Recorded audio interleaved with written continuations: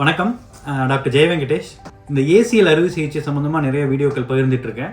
இப்போ என்னென்னா, இந்த வீடியோவில் வந்து என்னென்ன விஷயங்கள்லாம் ACL சர்ஜரிக்காக வர்ற பேஷண்ட்ஸ் வந்து தப்பு பண்ணுறாங்க. தப்புனா தெரிஞ்சும் பண்ணுறதில்ல, அவங்க இது ஒரு அஜாக்கிரதையாக சாதாரணமாக எடுத்துக்கிற விஷயங்கள். பட் ஆனால் அதனால் ரிசல்ட் அதனால் ACL சர்ஜரியோட ரிசல்ட் பாதிக்கிற அளவுக்கோ இல்லை சர்ஜரி பண்ணுற ப்ராசஸில் ஒரு டிஃபிகல்ட்டி இருக்க மாதிரி விஷயங்கள் என்னென்னன்றது அனுபவத்தில் பார்த்தது. இது இன்னும் பெட்டராக இருந்தால் பரவாயில்ல, பேஷண்ட்ஸ் இதெல்லாம் பண்ணாமல் ஒழுங்காக பண்ணால் பரவாயில்லன்னு நினைக்கிற விஷயங்களை பகிர்ந்துக்கிறேன். ACL ஆப்ரேஷன் பண்ணிக்கிற மாதிரியோ இல்லை உங்கள் வீட்டில் யாருக்காவது பண்ணுற மாதிரி இருந்தால் இந்த சின்ன சின்ன விஷயங்கள் தான். இதை வந்து நீங்கள் சரிப்படுத்திக்கிட்டிங்கன்னா எல்லாம் ஒரு மாதிரி ஸ்மூத்தாக இருக்கும். உங்களோட அட்மிஷன், ஸ்டே, டிஸ்சார்ஜ் எல்லாமே வந்து ஸ்மூத்தாக இருக்கும். ஒரு 5-6 விஷயங்கள்.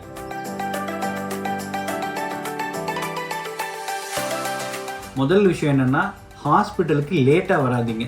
அதாவது என்னைக்கு சர்ஜரின்னு சொல்லியிருக்காங்க, அப்படி அதுக்கு முன்னாடி இத்தனை மணிக்கு வந்து அட்மிட் ஆகுங்கன்னா கரெக்டாக அத்தனை மணிக்கு வந்துடுறது தான் கரெக்ட். ஏன்னா அதை வச்சு தான் அவங்க நிறைய அதுக்கடுத்து பிளான் வச்சுருப்பாங்க. நர்சஸ் இதெல்லாம் பண்ணும், உங்களுக்கு இந்த டெஸ்ட் ஏதாவது எடுக்காமல் இருந்தால் எடுக்கிறதோ, டெஸ்ட் ஊசி, ஆன்டிபயோட்டிக்ஸோ இல்லை மற்ற மயக்க மருந்து டெஸ்ட் ஊசி மாதிரி போட்டு பார்க்குறதோ, மற்ற கன்சென்ட் வாங்குறது, நிறைய விஷயங்கள் பார்த்து ப்ரிப்பேர் பண்ண ஷேவ் பண்ணுறது, எந்த முழங்கால் இல்லைன்னா எந்த கால் சர்ஜரி, அதெல்லாமே அவங்க அதுக்கு தகுந்த மாதிரி பிளான் பண்ணியிருப்பாங்க. ஈவன் மயக்க டாக்டர் வந்து பார்க்கணும், அவங்க ஏதாவது டெஸ்ட் மிஸ்ஸிங்னா அதுக்கு பண்ணுவாங்க. இதுக்கு எல்லாத்துக்குமே டைம் வேணும், ஒரு ஹாஃப் டேவாவது டைம் வேணும். அதனால் எப்போ வர சொல்லுவாங்க அந்த டயத்துக்கு நீங்கள் கரெக்டாக ஹாஸ்பிட்டலுக்கு வர்றதுக்கு பார்க்கணும். இதுதான் ஃபஸ்ட் அண்ட் ஃபார்மோஸ்ட்.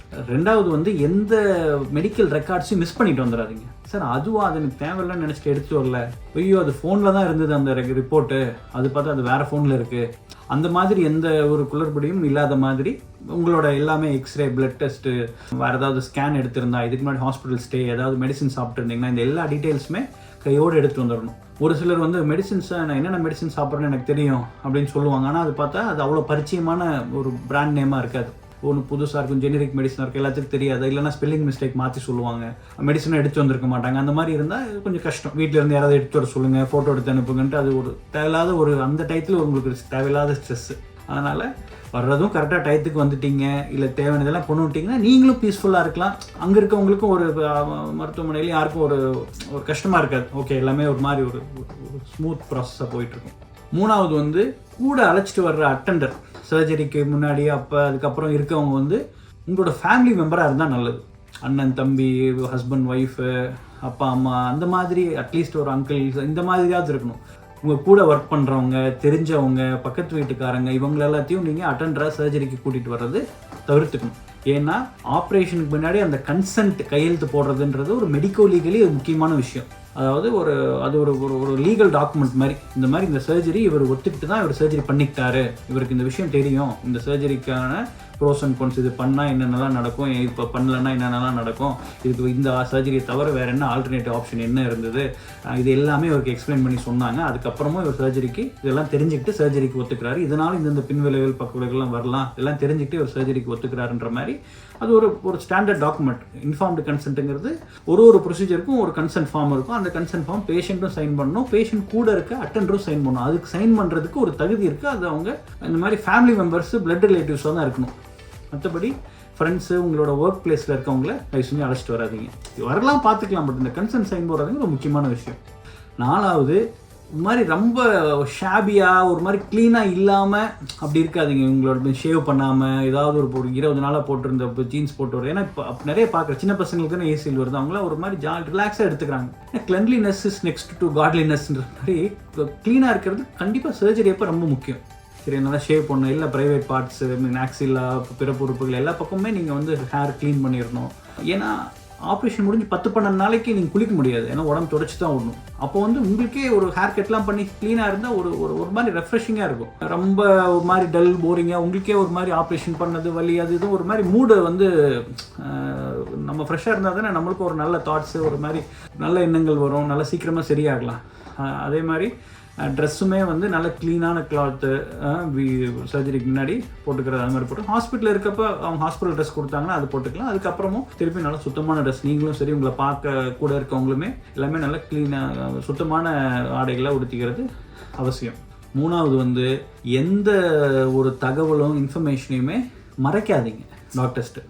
மெயினாக ஏதாவது மருந்துகள் உங்களுக்கு சேராதுனாலோ, இல்லை வந்து ஒரு ஒவ்வாமை அலர்ஜி ஏதாவது இருக்குன்னாலோ, இல்லை இப்போ மெடிசின்ஸ் ஏதாவது சாப்பிட்டுட்டு இருக்கீங்கனாலும் அது எல்லாமே நீங்கள் ஷேர் பண்ணிடணும். சரியா? அது தேவையில்லைன்னு நினச்சேன், இல்லை ஒரு சிலர் ரொம்ப ரேர் தான், எல்லோரும் சொல்லிடுவாங்க மக்கள் யார் வேணும்னு அவங்களோட ஹெல்த்துக்காக முக்கியத்துவம் இருக்கும். ஒரு சிலர் மட்டும் இந்த இன்சூரன்ஸ்க்காக ஏதாவது டிக்ளேர் பண்ணாமல் இருந்திருப்பாங்க. அதனால் வந்து அந்த மாதிரி முன்னாடி எனக்கு இந்த சர்ஜரி பண்ணியிருக்காங்க, இது எடுத்துகிட்டு இருக்கன்றதே விஷயத்தையே சொல்லவே மாட்டாங்க. அப்படிலாம் இருக்கக்கூடாது. ஏன்னா ஹெல்த் இஸ் மோர் இம்பார்ட்டண்ட். இந்த மற்ற செகண்டரி கெயின்ஸ்க்காக வந்து நீங்கள் உங்களோட அந்த விஷயத்தை வந்து நீங்கள் எந்த மருத்துவம் சார்ந்த உங்களோட டீட்டெயில்ஸ் எதுவும் கேட்குறாங்கன்னா அது எதுவும் ஹைட் பண்ணாமல் சொல்லிடுறது தான் நல்லது. அதுக்கப்புறம் கடைசியாக எவ்வளோ நேரம் ஃபாஸ்டிங் இருக்கணும் அப்படின்னு சொல்லுவோம். ஃபாஸ்டிங்னா நெல் பருவோர் எதுவும் சாப்பிடாமல் இருக்கணும். அந்த இது சொல்கிறத நீங்கள் வந்து கரெக்டாக ஃபாலோ பண்ணணும். இத்தனை 6லேருந்து 8 மணி நேரம் பொதுவாக வந்து ஆப்ரேஷன் முன்னாடி சாப்பிடக்கூடாது. சரியா? அதை கேட்டுக்காமல் எல்லாம் ஒழுங்காக சார் சாப்பிட தானே கூடாதுன்னு சொன்னீங்க, நான் காலைல பால் மட்டும் குடித்தேன் அப்படின்னு சொன்னவங்களாம் இருக்காங்க. ஏன்னா அவங்களும் ஒழுங்காக கவனிச்சிக்கல, இல்லை ஒரு வேளை சிஸ்டர்ஸ் ஒழுங்காக புரிகிற மாதிரி சொல்லலை, சம்வேர் அந்த ஒரு கம்யூனிகேஷன் கேப்னால என்ன ஆயிருதுன்னா அவங்களுக்கு சர்ஜரி அப்போ எதுவும் சாப்பிட்ருந்தாங்கன்னா திருப்பியும் 6 மணி நேரம் கழிச்சு தான் ஆப்ரேஷன் முடியும், ஆப்ரேஷன் போஸ்ட்போன் ஆகும். அந்த மாதிரி இல்லாமல் கரெக்டாக அவங்க எத்தனை மணி வரைக்கும் சாப்பிட்ணும், எத்தனை மணிக்கு மேலே எதுவுமே தண்ணி கூட படக்கூடாதுன்னா அந்த டயத்துலேருந்து எதுவும் சாப்பிடாமல் இருந்துக்கிறது, நல்ல மயக்க மருந்து கொடுக்கறதுக்கு அது ரொம்ப முக்கியம். அதனால் இந்த ஒரு 5-6 விஷயங்கள், லேட்டாக வராமல் இருக்கிறது, கரெக்டாக டயத்துக்கு வந்துடுறது, எல்லா ரெக்கார்ட்ஸையும் எடுத்துகிட்டு மறந்துட்டு வராமல் எல்லா உங்களோட மெடிசின் ரெக்கார்ட்ஸ் எல்லாமே எடுத்துகிட்டு வந்துடுறது. 3வது, கூட துணைக்கு வர்ற உங்களை பார்த்துக்கிறவங்க வந்து ஃபேமிலி மெம்பர்ஸை கூப்பிட்டு வர்றது, வேறு யாரையும் கூப்பிட்டு வராமல் இருக்கிறது. அதுக்கப்புறம் ரொம்ப ஒரு மாதிரி க்ளீனாக மெயின்டைன் பண்ணாமல் விட்டுறக்கூடாது. அதனால் கிளீன்லினஸ்ஸு, உடம்பு நல்லா சர்ஜரிக்கு முன்னாடி ஹாஸ்பிட்டல் வந்ததுக்கப்புறமே நல்லா நீட்டாக எல்லாம் குளிச்சுக்கணும். அப்படி இல்லாமல் அந்த மிஸ்டேக் பண்ணாதீங்க. அதுக்கப்புறம் எந்த இன்ஃபர்மேஷனையுமே ஹைட் பண்ணாதீங்க, சொல்லாமல் விடாதீங்க. தேவையான விஷயங்கள் கேட்குறப்ப அதை மறைக்காதீங்க. கடைசியாக வந்து இத்தனை மணிக்கு மேலே சாப்பிடாதீங்கன்னா சாப்பிடாமல் இருங்க. மறந்துட்டு சார் அது தண்ணி மட்டும் குடிச்சிட்டேன், பால் குடிச்சிட்டேன், அந்த விஷயம் பண்ணக்கூடாது. இந்த ஒரு 5-6 தப்பு பண்ணாமல் இருந்தீங்கன்னா உங்களுக்கும் நல்லது. ஹாஸ்பிட்டலுக்கு சர்ஜரி பண்ண எல்லாத்துக்குமே ஒரு மாதிரி ஸ்மூத்தாக சர்ஜரி முடியும். சரி, அதனால் இதை மனசில் வச்சுக்கோங்க. சர்ஜரி பண்ணுற மாதிரி இருக்கவங்கள்ட்ட இதை பகிர்ந்துக்குங்க. நன்றி.